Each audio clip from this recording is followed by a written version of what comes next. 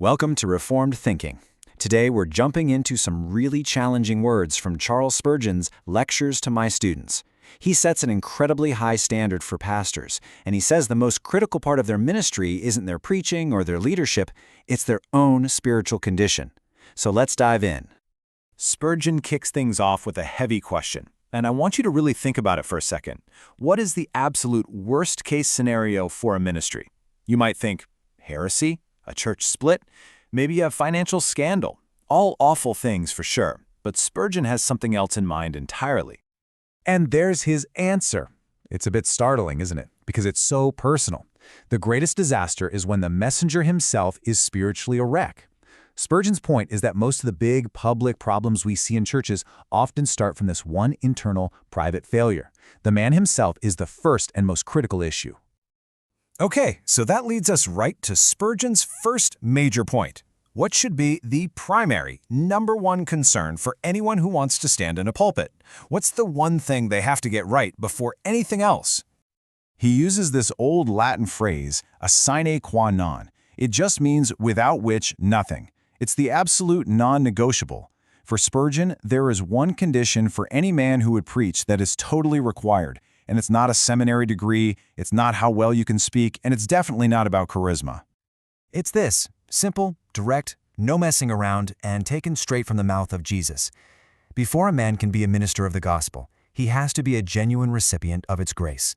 He must be a saved man. For Spurgeon, a call to ministry is, first and foremost, a call to personal holiness. And this is not something you just take for granted. He quotes the Apostle Paul here to really hammer the point home. Ministers of all people need to be constantly examining themselves. The danger of preaching a salvation you don't actually possess is real, and frankly, it's terrifying.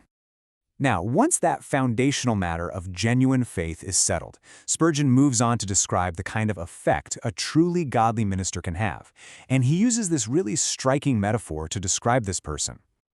Let's look at that word choice, awful. In Spurgeon's time, this didn't mean terrible. It meant awe-inspiring, full of awe. A minister whose life is consecrated to God becomes this incredibly potent instrument against the forces of darkness. So what makes this weapon so effective? Well, Spurgeon is super clear. It has nothing to do with raw talent. It's about a person's likeness to Christ. It's about the purity of the instrument. A minister's personal godliness, his piety, can't just be average. It has to be vigorous and mature. His whole life should basically act as a magnet, drawing people toward Christ. And that's the goal, right? The minister's character itself becomes persuasive. His own personal holiness should be so attractive that it makes the message he preaches that much more compelling. So we have this picture of the godly minister as a potent weapon. But Spurgeon spends just as much time on the complete opposite, painting a grim picture of the man who preaches but is in himself converted. And the contrast is just stark. He calls the state of an unconverted minister a dreadful position. It's a situation filled with absurdity, misery, and a whole lot of danger. Not just for the man himself, but for every single person he influences. To show just how absurd this is, Spurgeon gives these vivid, almost comical pictures. An unconverted person trying to preach spiritual truth is like a blind man lecturing on light, or a deaf man on music. He is totally and completely unqualified for the work. It makes no sense. And this isn't just about being bad at your job, it's a source of personal torment. For the man who is a stranger to grace, all the duties of ministry, praying, preaching, counseling, they become a form of slavery. The pulpit becomes something he dreads, not something he loves. But the fallout, man, it extends way beyond just the man himself. A congregation under a graceless minister will starve spiritually. Spurgeon says these kinds of ministries are a primary cause of atheism and unbelief. And in the most sobering sense, that blind guide is held accountable for leading his flock right into the ditch with him. Spurgeon also warns that the ministry itself presents these unique and subtle temptations. These aren't just the obvious sins, but they're traps that are very specific to the pastoral office. He calls one of the worst snares ministerialism.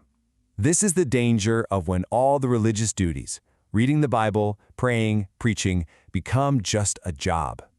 Think of the pastor who crafts this amazing sermon on prayer, but hasn't spent any real personal time in prayer himself all week. It's all just a performance. And here's the antidote. Spurgeon quotes the Puritan John Owen to make the point. The minister has to first apply every single sermon to his own soul. His repentance and his faith have to be personal before they can ever be proclaimed publicly. Of course, he doesn't ignore the more common failings either. He warns against self-indulgence, sins of the flesh, and even what he calls little things, like being in debt, being late all the time, or getting tangled up in gossip. These small flies, he says, they spoil the ointment and can totally ruin a man's credibility. This brings us to his final, critical point. It's the collision that happens when a minister's teaching and his life just do not line up. It really doesn't matter how gifted a speaker a man is or how orthodox his doctrine is. Spurgeon argues that an inconsistent life will completely, totally nullify his words. A minister's actions will always speak louder than his sermons. Always. The process is just destructive. First, the message gets drowned out by the noise of his actions. Second, God himself is dishonored by the hypocrisy. And third, the hearers are damaged. Their pastor's sin can lead them to despise the very worship of God. Spurgeon uses this great analogy of the parish clock. The minister sets the time for the whole town. If he is wrong, everyone who looks to him will be wrong too. The scope of his influence, for good or for ill, is immense, and so is his accountability. And so we end with this question, which really gets to the heart of Spurgeon's entire argument. When a person's life stands in direct opposition to their message, there's never any doubt about which one people will believe. They will always believe the life.